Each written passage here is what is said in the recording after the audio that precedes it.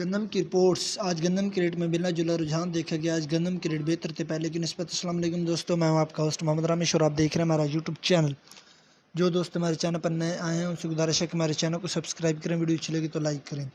گزشتہ روز گندم پنجاب مارکیٹ 2700 سے 2850 روپے من تک کام ہوا اور 7000 سے 7200 روپے 101 کلو کا کام ہوا۔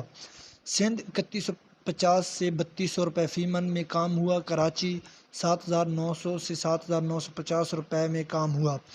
اسلام آباد 3050 سے 3075 روپے میں کام ہوا۔ انشاءاللہ مارکیٹ جلد بہتر ہو جائے گی، پریشانی والی بات نہیں ہے، تھوڑا سا انتظار کیجیے۔ کھاد فوجی فرٹیلائز کمپنی اپنی ڈی اے پی کی قیمتوں میں بہت جلد اضافہ کرنے جا رہی ہے۔